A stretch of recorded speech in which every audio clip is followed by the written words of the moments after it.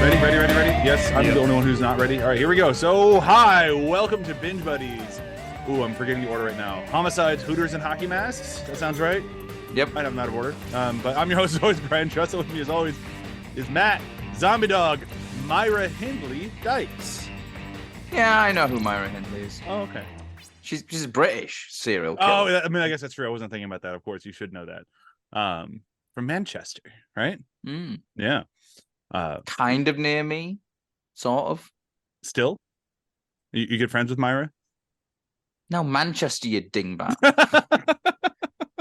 Conjugal visits. Prison pen pals. Yeah. Conjugal visits with a corpse. I'm pretty sure she's dead. Yeah, I'm pretty sure she's dead Has she too. requested a conjugal yet? From Matt, Everyone requests a conjugal from me. I guess I better get on that train then. Yeah. We also have Mr. Ian Brady, Lootens. Who the hell is Ian Brady? Another British serial killer. Myra Hindley's boyfriend. Yep. All right. That's why I said congratulations. I guess I get the conjugal. Yeah. Well, that's it. Yep. I don't know. So you're getting on the train and I'm just riding the train over you, right? Yep. We're gonna stick with the British people for this one because we also have Mr. Joel Fred West Dewitte. I'm very good old happy Fred for West. both of you. Truly. Where do we send the wedding gifts? Send him to Manchester. Matt, we'll wow. try to pick him up. Yeah. I'm just gonna write Manchester on the box. It'll find you. I mean, I I didn't imagine know that who the Fred gifts West would was. be I'm looking wet. up Joel now. Joel is a straight motherfucker. Good Lord. Oh yeah. So Fred West is he started off by burying bodies in his back garden, then he ran out of space, so I think he was one of the ones who took him to the moors, to the Yorkshire moors, I think. No, that was you. You They were the don't know. Moors murderers. But no, like Fred West is he literally killed, I think it was either his daughter or his niece or something, and he used to have host these have barbecues and stuff like that, and literally joke when they were saying, "Oh, where's blah blah blah?" But oh, she's under the patio. She was actually under the patio. Damn, Joel, you're a terrible dude.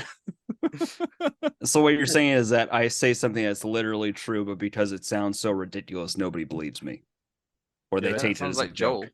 Yeah, that That tracks. sounds about right. Oh, fuck. Someone check under his patio. I find something disturbing that you're such a connoisseur or expert of serial murders, Matt. I'm researching them. I'm trying to get Just the 'cause you perfect serial understand his killer. history. British history, okay, Joe? You can't fault him for that. Yeah, All I'm saying is don't use your powers of deduction on me. Friday I was writing a 13th, book part years 4. ago We're that talking had about a part serial 4. killer. We're moving past Matt the murderer and moving on to Jason the murderer in Friday 13th, part 4. The final chapter, right? Right? Yeah, but technically it's the final chapter of actual Jason. It is, and it's kind of the final chapter of the horrible weekend that Jason's been having of just all these teenagers just beating the shit out of him. He might win every fight, but my favorite thing about that though was it was the final chapter. Literally a year later, number 5 comes out. oh, I mean, there was They couldn't make up their. cost 2.2 million, made 33 million. Yeah, they're gonna make another one. Yeah. They're not run out of gas, but the problem, as we can all tell here in the future, this one was good. Mhm. That's why it made money. Yeah. You can't That's a key to making money. Well, it's something not always actually. Yeah, not always. I'd say Disney's been doing great without that for a while. It's finally Yeah. starting to catch up to him now. Take that, Craig. I'll make sure he listens. or as we say in the correct pronunciation of that name, Craig. That felt very Nicolaj to me. Another Brooklyn Nine-Nine reference. You can tell I'm still rewatching that. But yeah, here we are. 2.2 million, 33 million made. And most horror fans will argue this is the best Friday 13th movie. I've been only know that fact from just kind of perusing the internet. When you look at a bunch of polls, 4 wins a lot. 4 wins a lot, 1 wins a lot, and 6 wins a lot. Poor 7 rarely wins, although it should win all of them. Yeah. But it is a really, really cherished movie, mostly due to Tom Savini's incredible work in it, and the fact that we get itty bitty little Corey Feldman, which is always fun to see. And he murders the fuck out of Jason in it, which is always fun to see. I used to have for a moment my my ringtone was him screaming "Die, die, die" because I thought it was hilarious. Still kind of do, but it's not great when you're a parent. Yeah, in like a parent-teacher conference meeting or something, your phone just starts going, die, die, die, die. The fuck was that? It's just Corey Feldman. I realize that's worse now, isn't it? Yeah. Corey Feldman's ringing me. Oh, wait. But yeah, so here we are. These movies are all coming out about what, a year apart still? Yeah, I think so. This was 84. Yep. Oh, there's 2 years between this one. Part 3 was 82. Was it? Yep. And so a little bit of time, but still virtually, next door. This is where we find out that it was like December 82 it came out, and then like January 84 yeah, this one came out in. Could be something that ridiculous, but either way. Yeah, my hot take on this thing, we'll do a very quick round of hot takes, is I fucking love this movie. It's easily one of my favorites. It'll be in my top 3. I don't know where it will rank in my top 3, but it will be up there. I guarantee it. I think it's a great movie, and I fucking love the Tom Savini gore in it.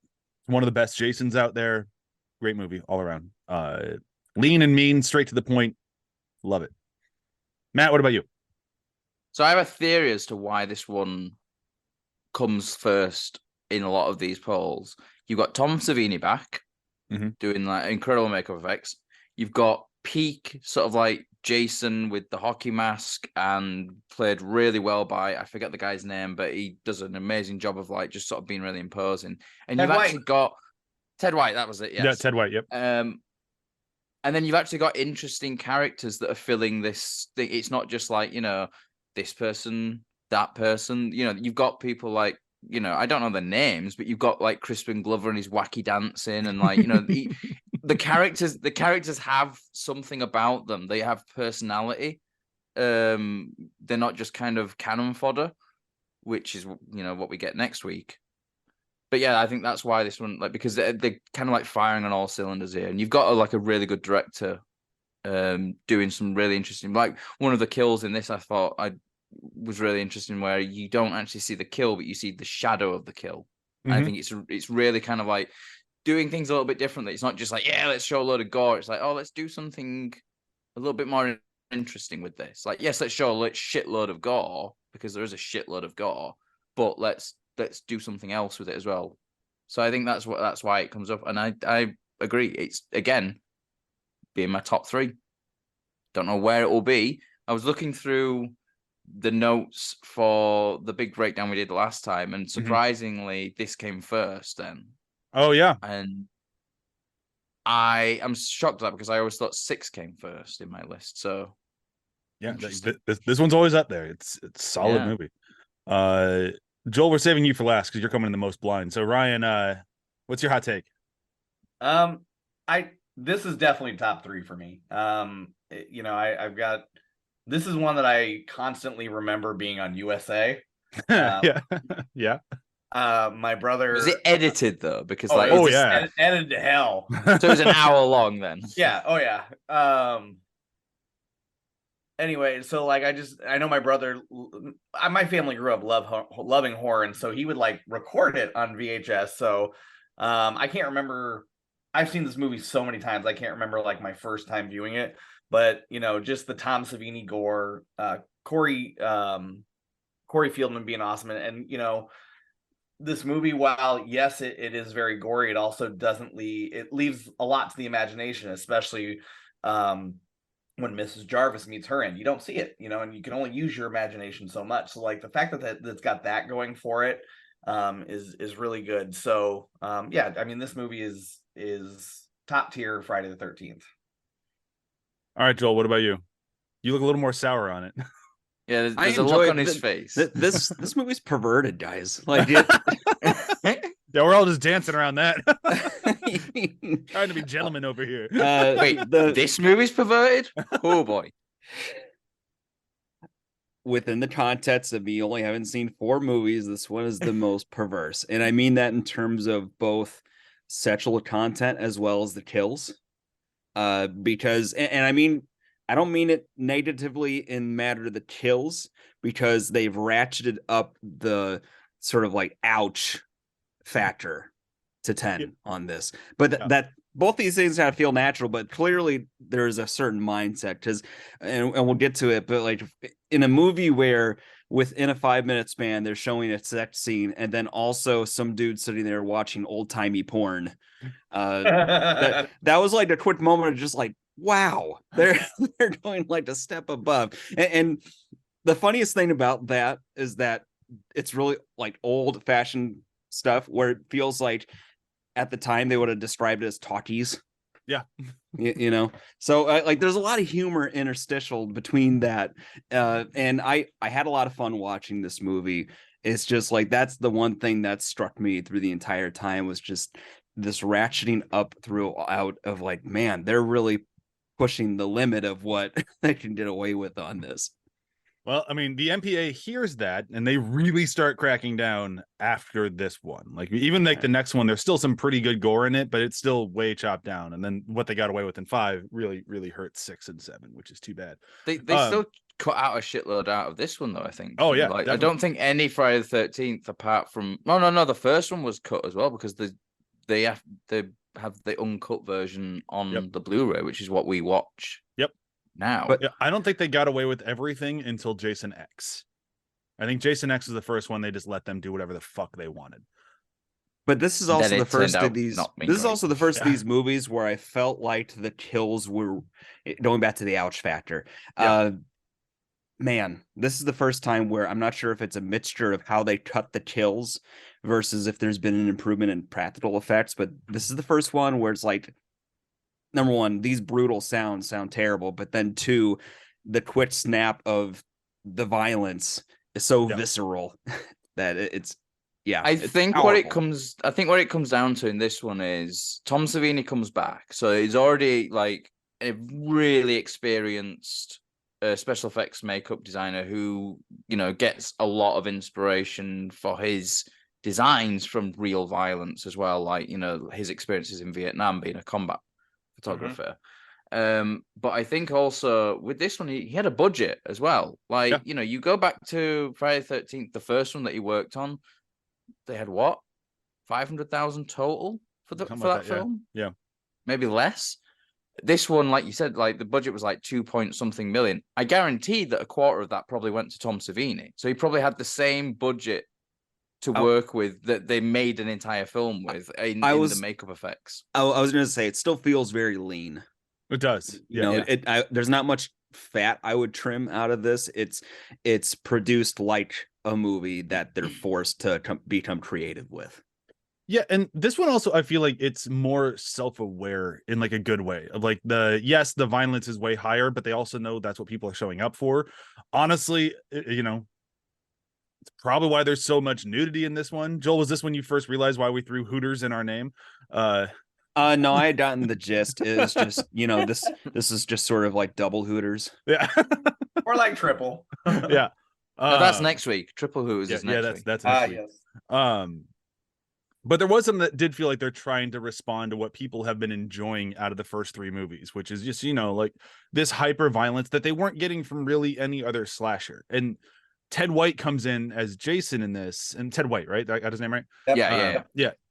He to me defines who Jason is. Kane Hodder solidifies it later, and he is the best Jason in my opinion. But Ted White really kind of nailed down that extremely dangerous Jason. Like, yes, he's been murdering since, part 2, and now we're in part 4. So we've seen him do this a lot. But in this one, it's the first time where it's like, I really feel that if you get within arm's reach of him, you are shredded. Like, there's just no chance you are going to survive. And it's going to be real fast. It's going to hurt like hell, and it's going to be fast. But, like, he really nails that down. Something Kane Hodder does, I think, perfectly later on. Like, if Kane Hodder gets his hands on you, you are going to be ripped to pieces. Sorry. I mean, sucks. like we have the scene like where the guy literally gets his head crushed with like one hand of Jason's hand, and you buy it because of like how imposing and how big Ted White is. Yeah. You just sort of go, yeah, I can buy that he can do that. Yep. You know, there's no kind of like thing where you're just looking going, that hand can't crush that skull. But let's dial this thing back. Let's jump back to the beginning of this, and we'll try to work our way through this thing, because this one does not do what the Friday the 13th movies before have done, which is like, oh, we're gonna give you a little bit of chill time before we get started. This thing just comes out of the gate swinging, kind of ripping off Halloween 2, but that's fine. If it works, it works. I will say this. This is the best previously on we've had so far in the series. It didn't waste too much time. It's only like 90 seconds. It's like, yeah, he's here. He's murdering. He's dead now. At least they think. All right, here he is. And then it just kind of kicks off from there. And then we go to the hospital with poor Axel, who just wants to watch his workout videos. Fuck Axel. He's so creepy. Like the first thing. Hi, like, ladies. He's literally like, you know, the first thing we see of him, he's like, oh, well, you know, you can have sex with a corpse, basically. Like, fuck you, Axel. Yeah. And then yeah. he's And he tries to coerce a baby, or a baby? What the fuck am I talking about? Oh, there's an ad for baby stuff on my screen. Okay, thank you. I was like, where the fuck did that come from? He tries to convince, and nearly successfully does, a woman to have sex with him next to Jason's dead body. Yeah. Then That's shut great. me up. Clearly, he's been doing this before. Yeah. It's not his first time, and that means he's probably been successful, and that's really gross. It's just disgusting. But he does. It's like that nurse has just got like some sort, I don't know, like split personality or something. Because like one minute she's properly into it, and then she's like, "You're disgusting. I hate you." It's like, well, you were. What's going on here? Like, is that when the hand falls and Axel does his like, yep. Holy Jesus, holy shit. Mhm. yeah. God damn. I do like that a lot. And then I love watching Axel get killed. One of the most brutal kills in the entire movie, right out of the gate. It's like, oh, he's getting his throat slashed. Poor guy. Oh God. Yeah, his throat slashed with a bone saw. Oh my God, he's literally getting his head twisted off. And it's exactly the kind of like table setting. Yep. For this movie. Yeah. I mean, well, I would have been nice if he had literally popped the head off and we had a nice fountain of blood like in Halloween 3. But Yeah. you know, Bop it, twist it, pull it. yeah, basically. Now I'm just missing the fact that he didn't get a dunk in the head. Like, Yeah. Maybe he did. We didn't see everything. That's fair. And then he kills the nurse, right? The one that he was going to have sex with. Yep. He does Yeah. the Michael Myers. Her. Yeah. Yeah, he guts her. Like literally just it's like why? Well, you know, it's Jason, I suppose. It's Jason, and he's tired of getting his ass kicked. He's been getting his ass kicked all weekend. He's been winning most fights, but still he's been getting his ass kicked all weekend, and he's tired of it. I guess he still had a bit of murder blue balls for whatever the final girl's name was in part 3, because he didn't get to murder her. No, he really didn't. What was her name? There's only one movie ago. Like the last Chris? Chris. Thank you. Chris, that was it. Yeah. I've got all the names. When up, guys, we're good. I mean, it's like Chris, also the one who looked exactly the same as someone else in that film. Yeah. Like, But that one died. yeah. Literally, just listen to last week's episode. We've already forgotten. This movie's really bleeding together fast. But now that we're done with the hospital, we're heading out to camp with Crispin Glover and friends. One of Crispin Glover's very first movies. It's always fun watching him. Especially knowing how hard he went at this movie. He did not treat it like just some horror film that he was casting. He's like, this is my job. I'm going to go on all out. And he really researched his role. He tested things. Like, he went insane. And I fucking love it. But he does unfortunately get tied to my least favorite thing in this movie. And it's one phrase, and it's said a lot, and it's never said well, and it feels written. It feels so written, it drives me nuts. Can anyone guess what it is? Evil dies tonight. How Close. is it? Hello, Jason. No, Mummy is talking to you. No, wait, that's a different film. That's a different film. No, These are bleeding together.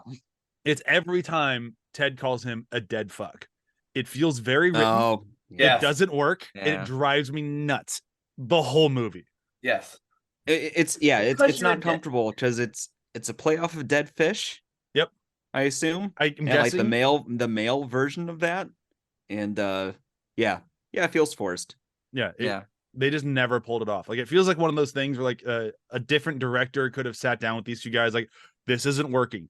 Let's riff. Like, let's come up with something that you can say that doesn't feel forced, and we're going to use that instead. Like, let's let you guys write this part. Like, that is the moment to do that, and they did not do that here. And instead, we get this.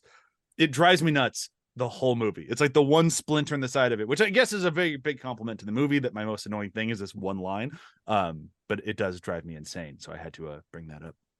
I mean, I do wonder as well if it was more of a time consideration thing as well. Like, we don't have time to riff on this. We've got this. It doesn't really work. Let's just try to make the best of it.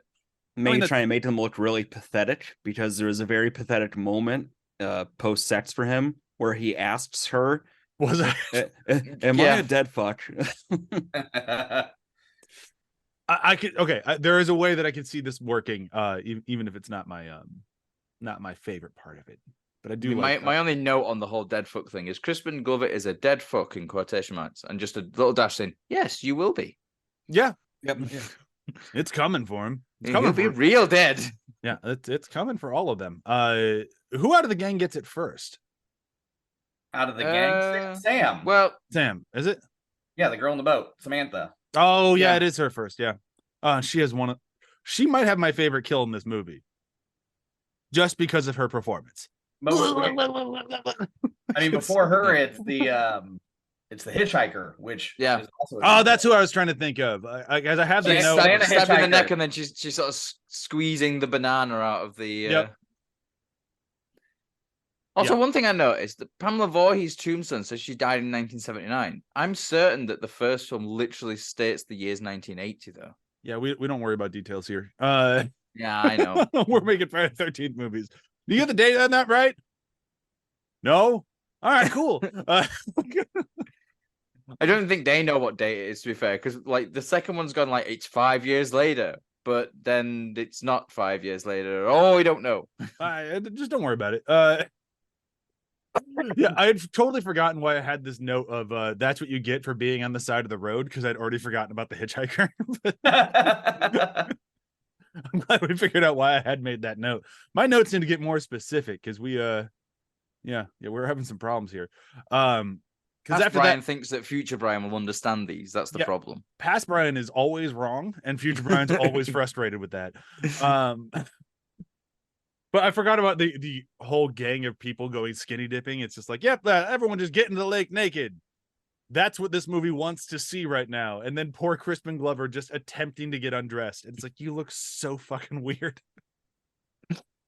Crispin Glover. They meet the Spearmint twins first as well before they go. Oh yeah, Tina and Terry. People love them. Like I don't get it, but there's a huge fan base for them. I'm like, I don't understand. Kind of rude. I twin fetishists or something. I don't know. I guess maybe. Bill, what's your hot take?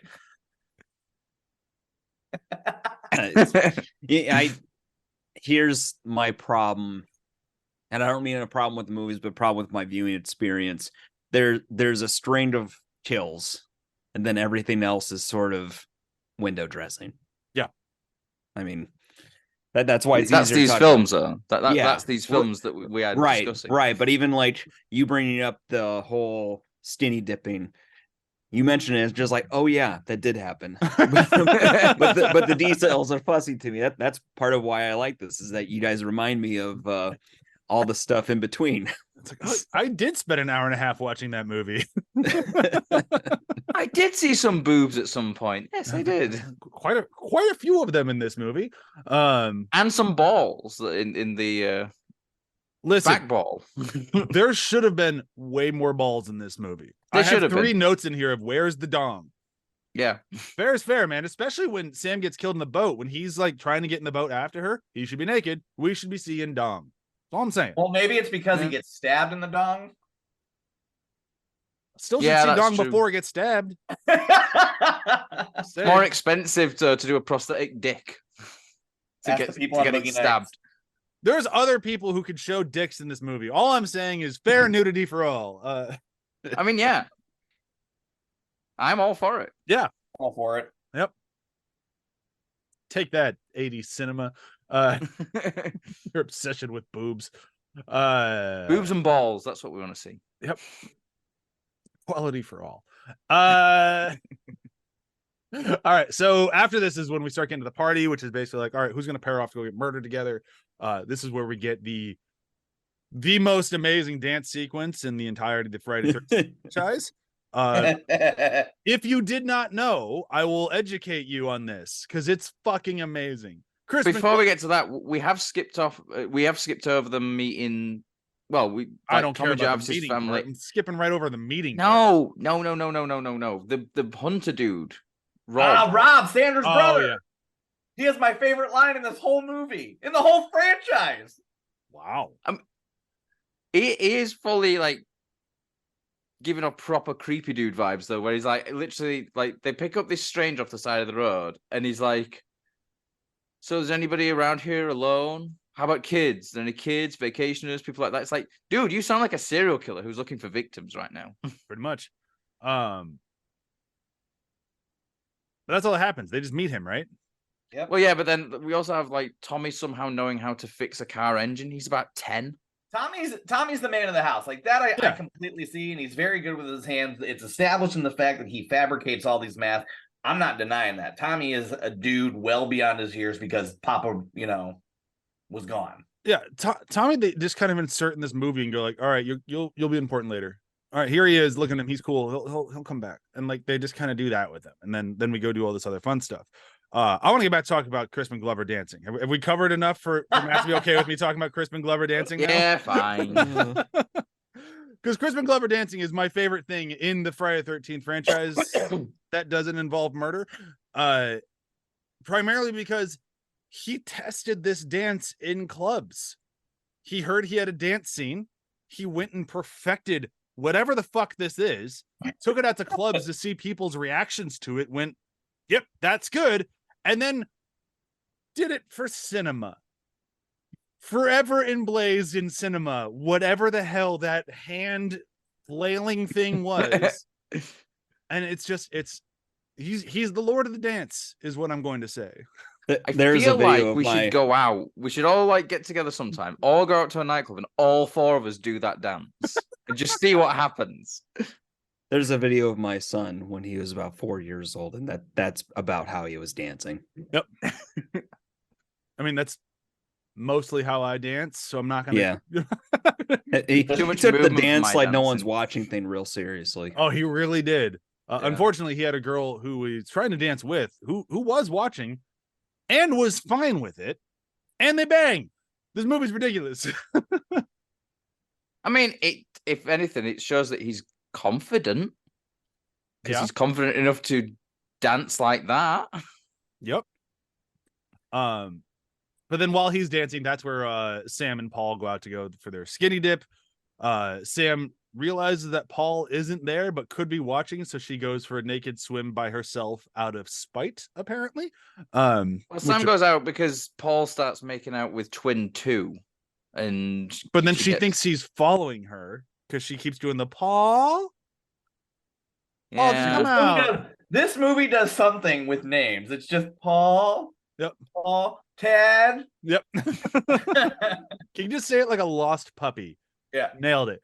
Another Paul as well. Like we had Paul in part 2. We did. Yeah. Paul's in this fucking room. Yeah, we had a one of the twins is Terry, and Terry is in part 2. She's the skinny dipper in that one. So maybe it's just Terry's. God damn it! Someone get these people one of those baby girl book, the child book name book thing. It's like they have like a system. Okay, Terry goes swimming naked. Okay, Paul is an asshole. Let's kill him. Do they ever get to a point where they start wearing name tags?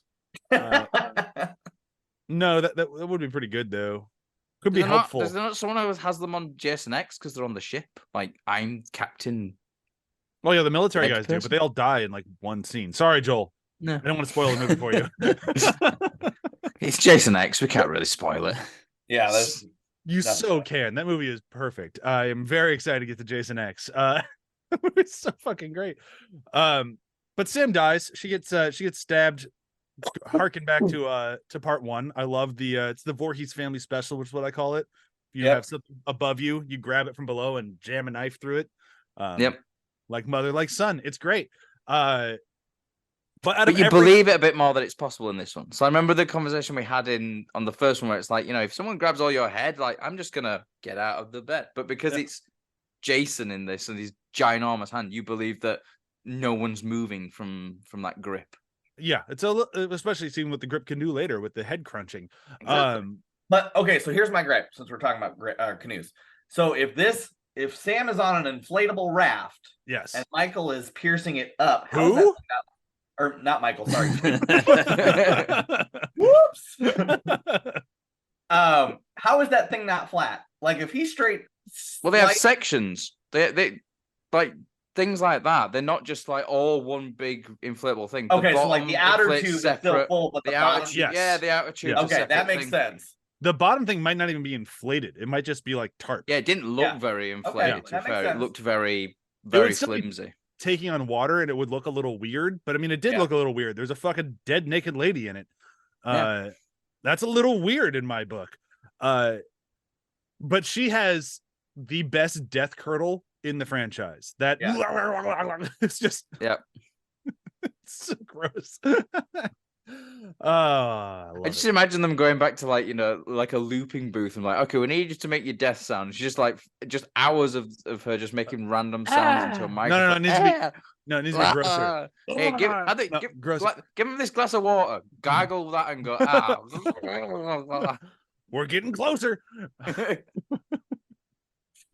But cutting back to the house, we now have this is when Ted has found his old-timey porn on 16mm, no doubt.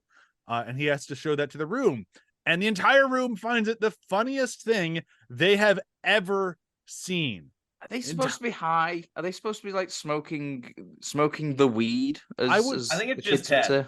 I would assume so, given how hard they're laughing. But again, not to out myself here, but I've tried weed. That's how it works. You don't just look at boobs and go, I mean, I guess it is that magical 80s weed that I never had. So maybe it was different. I do appreciate Ted. Ted tries so hard to be the cool suave guy. And then he's the last one in the room. Fucking he's the one watching porn on his own, basically. Yep. Teddy bear kiss. I do. So weird. That was uncomfortable. What a horrible way to try to pick up. It's a teddy bear. Give teddy bear a kiss. You just go. Like, give me the guy. What was that in 2? The one who's like, "Oh, do you want to dance? No, I'll dance with your dog then." Like, oh, that guy knows what's up. That's a good move. Give teddy bear a kiss. Nope. You deserve to be alone on that couch watching porn. That's you are right where you're supposed to be. You deserve. You deserve to be stabbed in through the back of the head for that. Well, good news. He gets that too. But there is something just about like them watching that scene. It's just like incredibly weird. Like, I don't know what it is about it. Like, there's just something about like, oh, I found a 60mm projector that's full of porn. We're gonna watch this as a group while the rest of you are pairing off to go bang. Like, there's something that just doesn't quite work. But I'm also fine with it because it's also like, as Joel said, like we're sitting down for a Friday the 13th movie. We're just finding reasons to pair these people off enough to go get murdered one by one. It's very much obvious setup for something. Yes, it's very much obvious setup for there's going to be something that's going to happen with the film. He's going to get to the screen. Something's going to come behind him, and like there's a lot of that in there because you also like whenever you go into that room after it's all happened, you've got that constant the like the things still going around and the broken films like doing that whipping sound, and it adds to like atmosphere and tension. But I think it didn't have to be porn. It could have just been some weird fucking home movies that someone's shot, and like he's just getting high and laughing at it and finding it hilarious. But I think there's something about the cultural status of that too, in terms of now this is me getting real deep and all. But no, to have Ted be the only one left sitting there watching porn when he thinks he's God's gift says something to that character. Yeah. I mean, I can imagine him laughing at it though if he put it in wrong and it was going in reverse. That would have been funny. Yeah. This just I don't know. It's a weird thing to get stuck on because it's clearly just a pause button for characters. Like, all right, Yeah. we're gonna go kill these other people. You guys are on pause here. Everyone knows you're here watching this while we go murder poor Sam and her boat, and then Paul here in a minute. And Paul fucking It's like a game dies. of Sims, isn't it? It's like you, Yeah. like you guys Yes. go over there for a minute. I'm going to move these ones here. We're going to focus on these. Jason is playing Murder Sims. Yes. Yeah. He's very good at it. This plays out kind of like The Bar in the other movie. Yes. Except it's closer to home, so they can then make sure to check mark everybody off the list. Yeah. It's the bar scene, but we also get to kill everyone in the bar as well. Yeah. The shredded jokey dude is not going to get out of this one alive. But there is so then Paul goes out to find the girl he was supposed to be with, and he fucking dies. Like, this movie's brutal. Like, he gets impaled on the spear, and then he pulls the trigger to the spear, so it goes up more into him. I mean, he gets impaled in the groin. In the groin, yeah. and then the arrow lifted goes up in the through air and then fired. Like, the arrow goes up through his body, starting at his penis. So like, definitely went through the penis, all like literally down the hole. Oh, he had it up. Wait, like a catheter? Is that what you're saying? Yeah, it's a harpoon had it up. catheter. It's a harpoon catheter. He fired it. It went. Paul has a bad night. He does. Real bad night. That's what you get for dancing with one of the twins. Yeah. Yeah. But then that twin dies too here, just like 2 seconds later. Yeah, man, Terry's a very genius kill. I love Terry. She's the one that's killed on the corkscrew. Is she the one in the lightning flash? Yes. Yes. Yeah, that was a really cool kill. Yes. Like, very, very like that for me. That was, I think, the first time I saw this thing, which was not terribly long ago. Like, probably like 15. Okay, I'm aging myself. Like 15 years ago, so maybe a long time ago. Not that long ago, just a decade and a half ago. Close you get to 40, time doesn't seem as long. See, but that's what I'm talking about, because it does a great way of showing her come.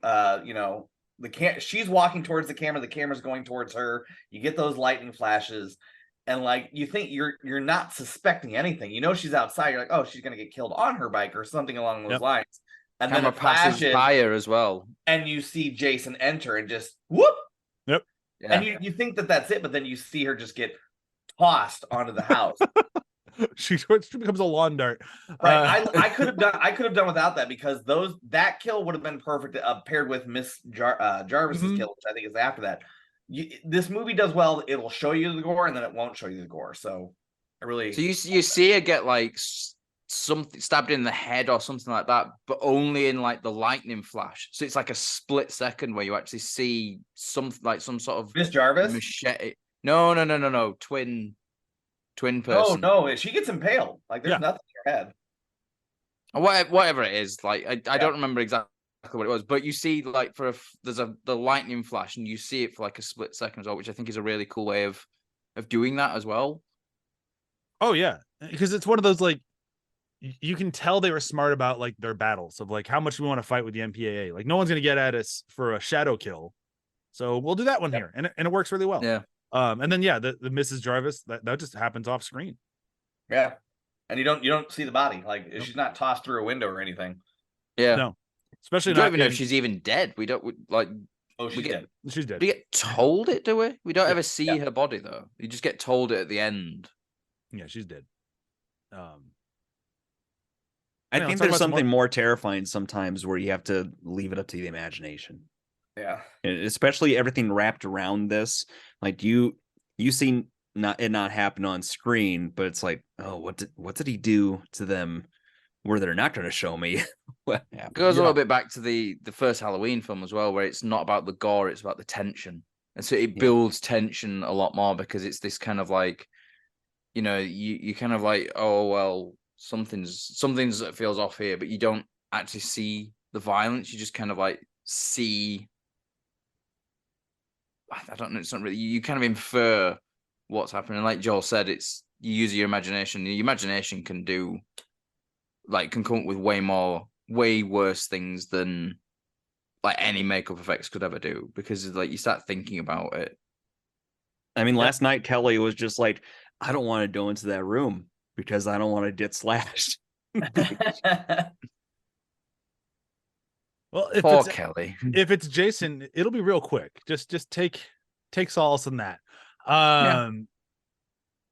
So after the lightning flash kill, that's where we finally say goodbye to poor Crispin Glover. Some of the best shit in all of it. The Tad, where's a corkscrew?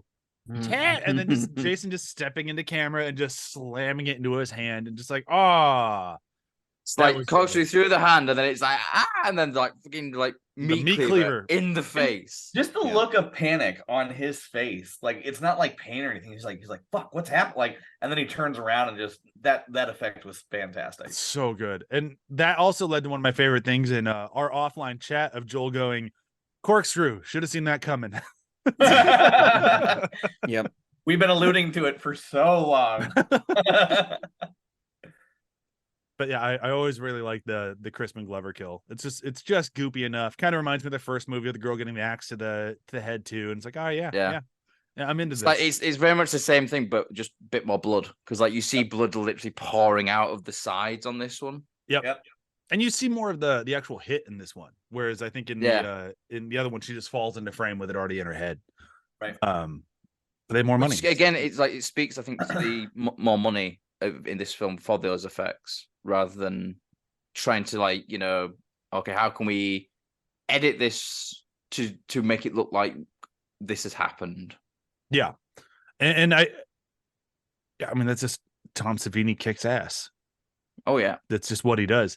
One thing that I will say, since we're this far in, I don't think we've even said her name yet. This movie does not do a lot of credit to its final girl. Trish. Yeah, I know her name. It's just now it's been said. No, it was a question. Is it Trish? Yes, it is Trish. Yeah. But it took us this long to even mention her. And it really just kind of feels like, oh yeah, fuck, we do need a final girl. Tommy's sister? Yeah, well, that's the thing, isn't it? Like, this one kind of sets up Tommy to be the quote-unquote final girl, but he's just a boy in this instance, because he's very much the kind of central character in this. And it's almost like they had Tommy and the mother, and then they're like, oh, shit, no, we need a final girl. Like, and it can't be the mother. Oh, just whacking a sister and throwing some like scenes, like change some of the scenes that we'd written with the mother and change it to the sister. And that, I think, because the mother just kind of like is very inconsequential to the film, really. Yeah. And then it does feel like a very last minute thought of, oh fuck, we need a quote unquote. I'm gonna make the argument. I think they always knew it was going to be Trish, because when they're skinny dipping and Tommy goes down and sees it, and she goes, I think we're a little overdressed. Like, you could just tell the modesty, like, okay, here's someone wholesome and pure that could bring him down. And then pairing her with Rob, especially when she goes to see Rob in his tent after Jason destroys his gun. He's like, haha, big game hunting for you, not gonna happen. It's very small in how they solidify it, because there's so much focus on this other groom. But again, they're just cannon fodder. They're just there to get murdered. Yeah. Especially Sarah.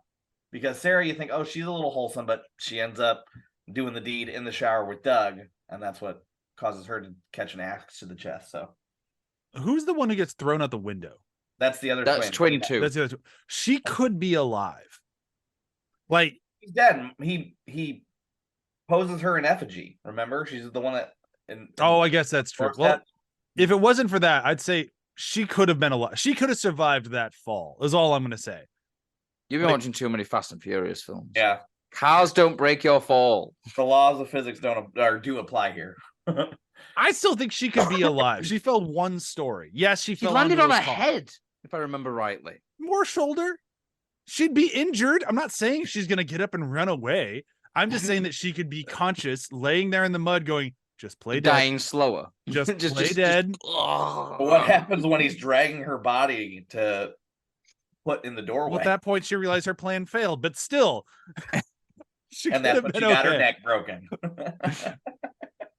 It doesn't work, Brian. It could have, is all I'm saying. She could have been fine. Someone could have survived this beyond just Tommy and Trish. Do do you know what film series this is, right? There's only usually one survivor. Like, there's already two, like, double the amount of survivors than there should be. Paul questionably survived part 2. No. Questionably. He was not in the kill count in 3. We never saw his dead body. Paul's alive. He was supposed to die. But he didn't. Everyone's supposed to die in Jason's mind. But he didn't. In the director's mind, he was supposed to die. They filmed a scene of him dead. We all know directors don't get final say. Paul lived. Damn it. Who else do we need to kill? I have this movie really figures that Jason's out, head crushed in a wall, then axe to chest. Who was that? That was the dude. Doug. That was Doug. Yeah. That was Doug. Yeah. Doug and Sarah. Now the funny thing, I've just seen one of my notes, and it's basically, you can tell who had a no nudity clause in their contract. Sarah wearing a towel in the shower. Yeah, but her butt gets pressed on it. That could have been a body double. It very well could have been a body double. All I have to say is, if she had a no nudity contract and she held strong in this movie, good for her. Because goddamn, no one else did. Yeah. This movie also really loves its slow motion rain window breaking shots. Yes. Because it culminates for me with Gordon the dog saying, "Fuck this." Yeah, no, like, how fast was that dog going to, like, literally jump through a plane of glass? So my wife and I, our next dog is going to be a golden retriever. We want to name it a very human sounding name, and it does start with a G. But I'm like, hey, look, this dog's name is Gordon, and she just started cracking up. So it's gonna be Gordon now. It's going to be Greg. What's wrong with Gordon? I mean, Gordon's pretty good, so It'll break through your windows a lot, so that part could suck. yeah. That's Gordon was my let's get to my favorite part. The worst acting in this whole franchise. Go for it. Rob. He's killing me. Oh yeah. No when he's shit. When he's getting killed. Yep. Oh my god. He's killing me. Again, I feel like that's a post-production. Oh, we need some screams from you in like ADRs. Just scream about him killing you or something. He doesn't say it once. I counted. Oh no, he says it over and over again. 7 times? 7 times. I glass over a lot in that because I really don't care about him at all. Like, I heard you the first time. I'm trying to leave. Continue dying. Continue dying. Take your time. It gives me more time to run. Bye. So bad. But then he gets tossed through the window. I'm like, this for the amount of times that he got struck, this is probably the weakest effects. It's just like he's got like one instrument in the side of his head, but to me, he would have been jacked up for the amount of times he got stabbed with a 3-pronged hoe thing, whatever those things are called. I'm gonna call it a 3-prong hoe. I like that. All right. Yeah. I know that's not right, but I'm calling it a 3-prong hoe. Dude got tore up. Trident hoe is the only thing I can think to call it. That sounds like 3-pronged hoe sounds better. Trident hoe sounds like some Aquaman porn. It's Aquaman's girlfriend. Moving on. Moving on. It's final fight time. It's final fight time. We have Trish versus Jason. She sucks, so we're gonna tag in Tommy. Tommy, real smart kid, decides to play some mind games with him, going back to part 2 with the best final girl. Instead of going for "I'm your mom," going for "I'm you." Mm-hmm. Look at how relatable I am. Here we are. And then Tommy wins. Yeah, but you got to go with, one of the best jump scares is when he grabs like before Trish runs back to the other house, when he grabs Tommy through the window. Oh, that is pretty good. That was awesome. And then she gets him with the hammer and he just bursts through the door like, "Here's your hammer," and just chucks it at him. All that part again goes to Ted White. He is super imposing. He is. Yeah. Everything he does in that last 10 minutes is really masterful work. And I love too how we don't see his face. I mean, you see when Axel's getting killed in the hospital and the nurse, you see a little bit of his face, but when you see his face full on, it's when he's smashing Doug's face and it's just a close up right of his face. So everything about this movie is well crafted around Jason. But then, she runs back to the house where he has basically set up the Halloween of Horrors, which I thought this is the first time we really see that. Like he nails Jimmy into the doorway. Like that's truly Mhm. frightening. So this was really, really Yeah. cool. And how this is all done. So then it goes back to the house where he shaved his head. But we can't that final fight is some of the best. That final chase is the best in Friday the 13th. No, and it's really why a lot of people, I think, rank this thing as high as they do, because like it really does. When it starts firing on all cylinders, it really, really works. Yeah. But then I think part of the reason why I always kind of skip over it when talking about it is because the ending is so jarring. Like Yeah. we've seen, this is our fourth movie, and we kind of know what to expect, which is the We know the final formula. Yeah, we know the formula. We know the final girl is going to survive barely, and she's probably going to take a canoe out to the middle of the lake till the cops show up. Like that's kind of what we're here to expect. And this one does not go that route. There had been a plan to make 3 Friday the 13th movies and end it at a trilogy, and then they made a shitload of money. So like, oh, maybe we can do one more. And they do part 4 with the idea of killing Jason off in the end. And they really fucking go for it. Well, that was what got them to bring Tom Savini back. They were like, well, how are we gonna properly kill Jason? Like we want to kill him. Like there is no coming back. And it's like, well, let's bring Tom Savini back and just let him run riot. And what we get is, I mean, not only does he fucking stick a machete through half of his head, he then falls down onto the machete and then it just slowly slides up, cutting. Yeah. And it's so incredible. Like the practical effect of that is just insane. Like there's robotics in there because you can see the face is like still moving, like the jaws kind of like going as well as it's going down. It's fucking amazing. I have to preface that saying too, like you think like you've seen it all up to that point. And as Trish is, sparring with him with the machete, he gets it in the hand. And that's some beautiful work. Oh, yeah. When he holds up his split hand, like, yeah, it's just like, oh, shit. After it's done, and like after she turns the blade, and then he's just like that. Like, I'm like, that is just no notes. Completely masterclass of makeup effects. You're like, they can't top this. And then he falls on the blade. And like, to this day, this movie came out in 1984. Still some of the best practical effects I've ever seen. Absolutely disgusting. Like I've watched this movie with Chewy a number of times, and every time we get to that shot, it's just gross. It's like, yeah, it is. And he somehow kind of survives it a little bit, and then Tommy makes sure he does not survive it. It's a death rattle. It's Chewy the one going, ugh, gross, and Yoga there going, eee. Look how gross it is. But yeah, then Jason gets the same treatment that I forget his name did at the end of 3, where he had the audacity to survive and hide for a while, and Jason just macheted the fuck out of him. Ali, yes. Ali, yeah. Poor Ali. Jason gets the same treatment. What goes around comes around, dude. Except instead of Jason get his hand cut off, he just gets it in the hand. So yeah, in the hand, and then 50 thwacks to the face, just like poor Ali. But with that wonderful just die. Yeah. Oh yeah, and Trish wasn't into it at all. She was real upset about it. She's like, no, don't kill the serial killer who's killed all these people. There is something to be said. The fan base for Friday the 13th loves Tommy Jarvis. Like we're always a big fan of Tommy Jarvis. He is the guy who fights Jason. He does it for 3 movies: as a kid, as a mental patient, and then as a radically fine person who was never in a mental institution. He is not okay. He goes and digs him up and proceeds to stab him with a metal post from a gate. That's not okay. Sure, in Friday the 13th world, that's about as okay as we can get.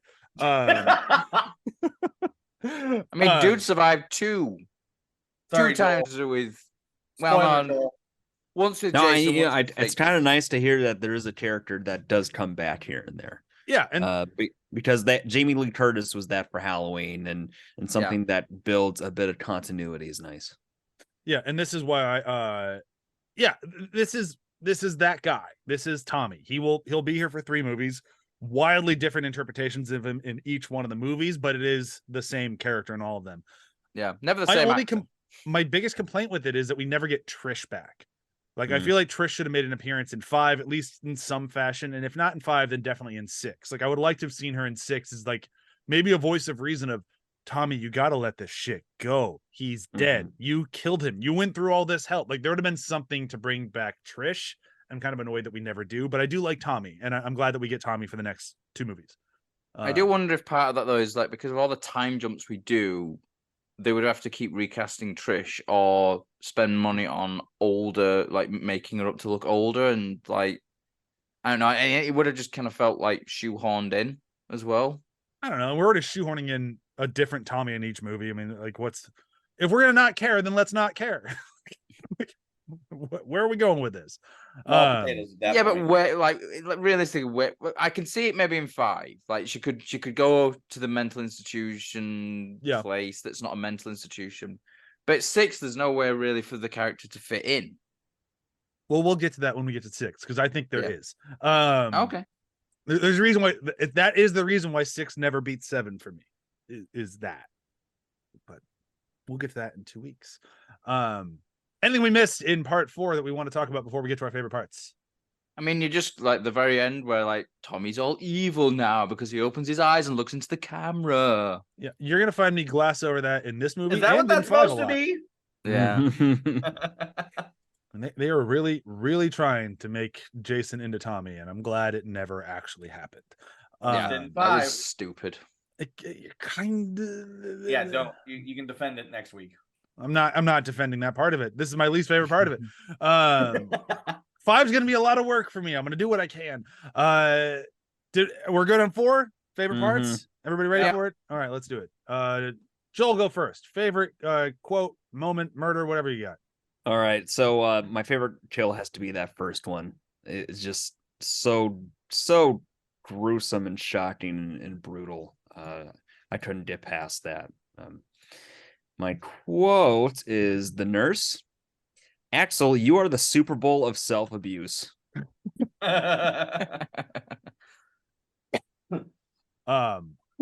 My favorite line and my favorite kill are going to be one and the same, and it's going to be Sam in the boat. I've already said the line a bunch of times because I love it. And the kill, you know, I've now used that kill I think in 3 movies of the Voorhees family special. It's my favorite kill. I love it when it pops up.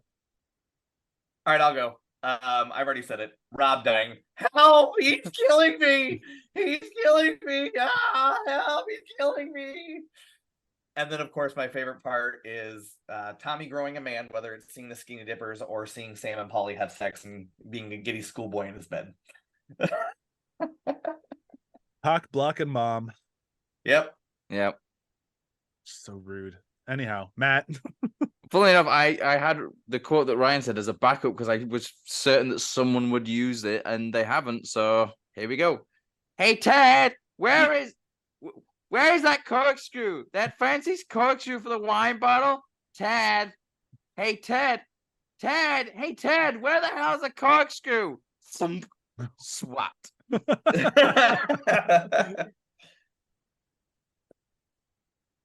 Yeah. Favorite line and favorite moment, I guess. Although Jason dying's pretty fucking cool. It's so cool. It's just it's basically like that's Tom Savini's demo reel. If he needed one, yeah. This is what I can do, motherfuckers. Hire me. All right.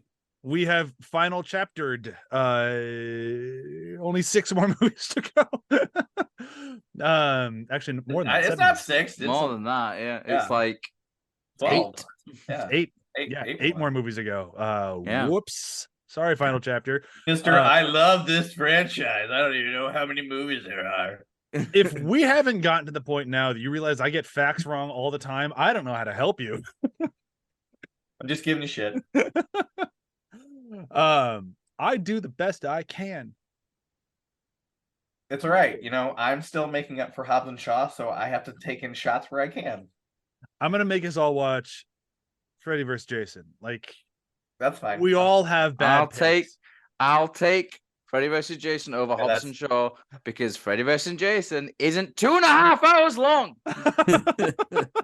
And it knows exactly what it is. Whereas Hobbs and Shaw did and went and it's not you're not just watching someone have their ego stroked. Yep. You kind of are a little bit, but that's fine. Who's? Sean Cunningham's the guy who's like been murdering people to get Freddy versus Jason to happen, just to prove that it could happen. Yeah, but he's not on screen, so that's fair. I don't give a shit about that. And he was right. He said he could make it happen, and he made it happen. And some Thanks, people, New Line Cinemas. some people say that opened the door for movies like the Avengers to happen. It might only be me saying that, but some people are saying it. We're gonna move into some Like plugs. dozens of them, just dozens of people. I don't Just think there's one even person. dozens of us. No, there's probably not. First name Bryan, last name Dressel. We'll get to it when we get to it. I can make There's- that argument. I've made it before. Bryan Dressel says it. Schmeyen Schmessel says it as well. There's dozens of me. Dozens of me. This show, And every Brian, different cap on it, it's a different check out person. athpod.com. There, I did my plug. Joel, go ahead. Afterthoughts podcast, book club, Super GG radio, video game podcast. There you go. Right. Front Row Flashbacks, where I talk about movies from the past on the Front Row Network, where I also do shows where I review movies. We're crushing our plugs today. Matt, anything to plug? No, because I need to go and turn the light on because the sun's gone down. It's pitch black and I'm getting a headache from the screen. Yeah, you looked very intense. Yeah, exactly. That's all just the screen lighting me. Okay, thank you everyone so much for listening. I fucking love this movie. And next week is a movie that I will attempt to defend as best as I can. This is gonna be fun. He's going to fail. Spoilers. I am. I really am. All right, bye. Bye.